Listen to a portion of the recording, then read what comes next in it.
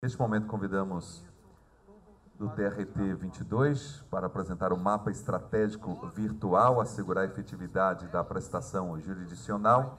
Excelentíssimo senhor juiz auxiliar da presidência, Roberto Vanderlei Braga, por gentileza, nosso primeiro palestrante.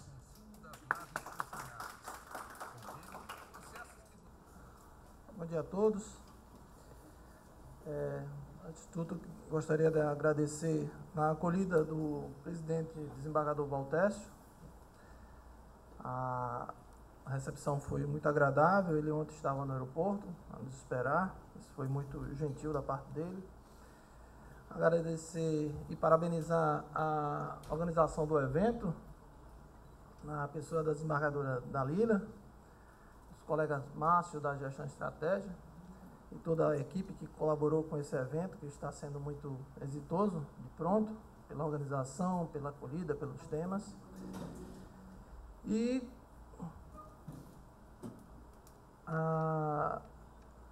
tentando dar início aqui ao nosso tema, que seria a apresentação de um mapa estratégico virtual como uma ferramenta de aproximação ou de democratização, de universalização da questão da gestão da estratégia e do planejamento estratégico dentro da unidade jurisdicional. E com isso alavancar ou tentar congregar e aproximar todos os diversos setores da área fim, da área meio, para que eles possam contribuir com a missão da instituição.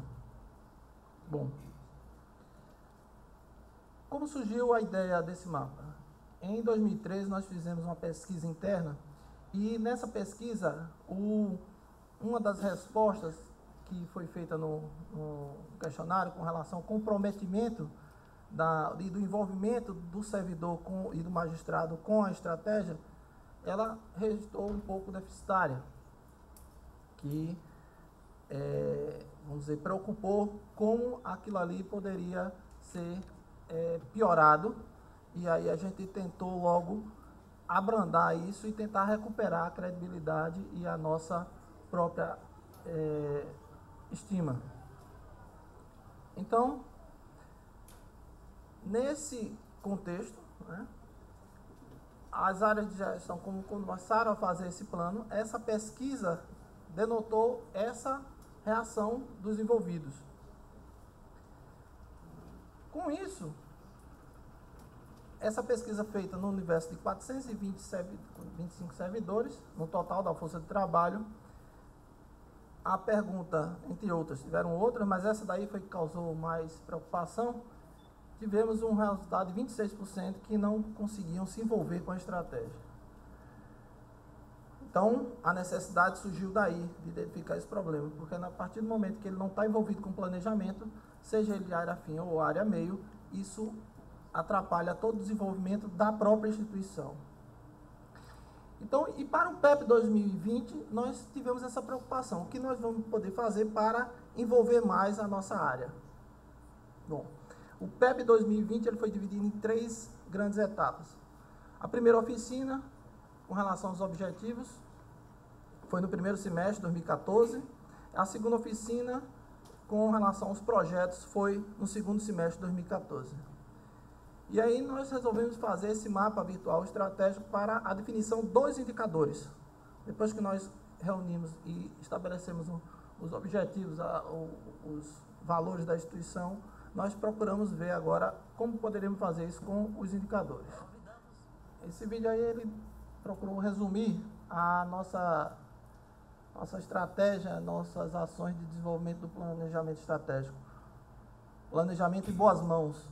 E aí é aquele evento simbólico que cada um participar, recortar e fazer história, colocando no mural a participação, a sua mão na elaboração do planejamento. Tivemos o envolvimento de diversas pessoas ali, oficiais de justiça, secretário de corregedoria, todas as áreas envolvidas, servidores de área que não tinham função qualquer. Tivemos a participação muito grande de magistrado, presidente da Mata prestigiou, o presidente do tribunal também esteve congressando. Muitos deles envolvidos na dinâmica que foi feita. Aqui eu faço um registro de público a Cristina Gili, da 23ª Região, que nos ajudou muito, tanto na primeira como na segunda oficina, workshop, com várias dinâmicas, com vários envolvimentos com relação ao planejamento. Qual foi o método que nós usamos? Como a construção dos indicadores consiste numa etapa muito técnica, aportou-se uma ferramenta tecnológica para atrair um maior número de participantes. Porque a gente viu que no primeiro planejamento nós tivemos muito pouco participantes. Pouquíssimas pessoas se envolviam, ou porque, não, já tem uma pessoa lá, não queremos nos envolver, e ficamos definindo o futuro do tribunal na mão de poucos. Ainda éramos incipientes na questão, hoje a gente tentou fazer uma coisa mais profissional. E aí, o que nós fizemos? Nós desenvolvemos uma proposta de valores e indicadores, um material de 7 páginas, bem dinâmico, dizendo a introdução do projeto, qual é a missão, de uma maneira bem simples, bem simplória, bem atrativa, a fase atual, em que o TRT acredita, quais são os indicadores que quer, como eles querem chegar. Então, tentou se colocar para cada um dos envolvidos como ele deveria trabalhar, como ele poderia participar disso aí. Fizemos uma revisão do conceito, dos valores institucionais. Esse material foi enviado por memorando circular para cada unidade, cada chefia. A Kepler e a Lília, que só temos 2 na área de gestão, lá uma do escritório de projeto e a outra na própria seção de gestão estratégica, visitando os setores para apresentar como seria o envolvimento, como seria a participação. Qual a dinâmica, o fluxo de abordagem e quais as características de um bom indicador, para que eles pudessem entender porque muitas vezes a pessoa não sabe o que é indicador, é apresentações ou alguma coisa que vai ser projeto e não propriamente isso. Então, esse material visou facilitar, além de que foi disponibilizado na internet, né, na intranet, para que todos pudessem acessar, foi enviado o material, foi divulgado em ferramentas Messenger, que é o Pandio interno, né, uma ferramenta interna, e explicando como ele seria acessado. A pessoa iria entrar com seu login e senha na intranet, ia ter os conceitos esclarecedores sobre o tema, né, que ia ser os valores e indicadores que iriam ser discutidos, porque até então nós não tínhamos discutido os valores da instituição na primeira abordagem, e depois achamos que era interessante revê-los, e aí o mapa virtual foi uma maneira de aproximar mais da realidade do que a gente queria realmente como valores da instituição. Então, nesse sentido, foi muito interessante. Então, essa sexta tem um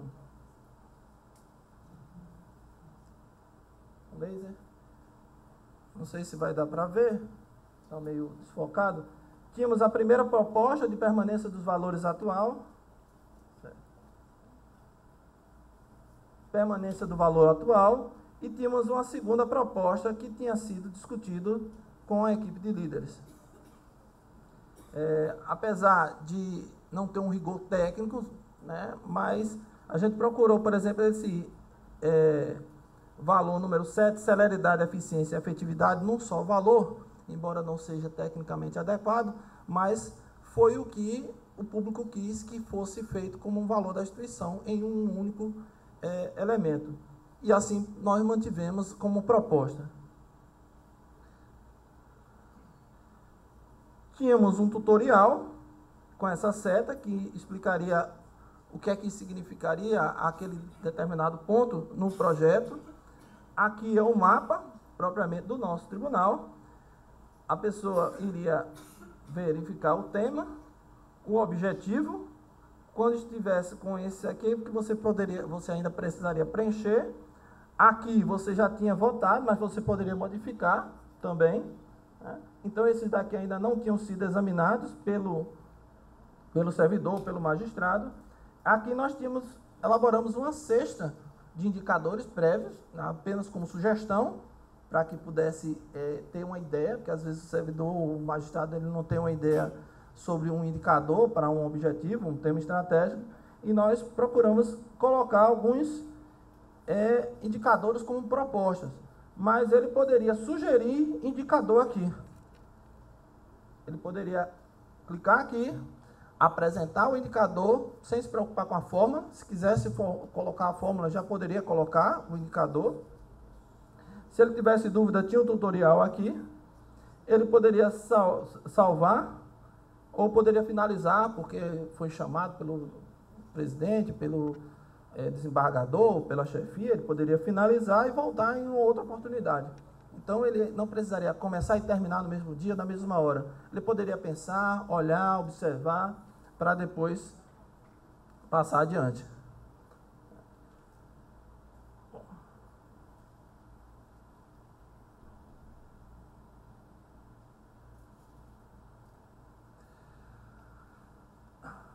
Então, paralelamente, esse material foi todo disponibilizado para cada servidor, cada chefia poder acessar isso. Foram feitos testes antes para verificar se estava bom ou não, foi feita uma triagem antes. A Kepler ia ao setor, ou a Lília, discutia previamente, falava com a pessoa de TI para verificar se seria interessante. Houve visita, todas as unidades, nós temos 3 prédios na sede, o prédio do tribunal propriamente, o prédio das varas e o prédio da área administrativa. Também fizemos a apresentação dessa ferramenta para o encontro de diretores das varas do interior. Nós temos 10 varas no interior e 4 na capital. Então, quando a gente aproveitou um encontro que teve de servidores das varas do interior, de servidores, para que pudesse dinamizar e publicizar melhor essa ferramenta. E aí, eles seriam replicadores nas unidades. Foram disponibilizados banners nas unidades, logo no hall de entrada, para que eles pudessem também ter essa visão. Foi feita uma campanha também na intranet e nas ferramentas de divulgação do tribunal, mas há ainda uma resistência muito grande, a gente ainda enfrenta a dificuldade de trazer o servidor e o magistrado para a área da gestão estratégica. Ainda é um bicho-papão, uma coisa que não... Já avançamos muito, mas ainda temos muito a progredir. A aplicabilidade nas futuras revisões do PEP, porque ele não serviu só para isso, ele pode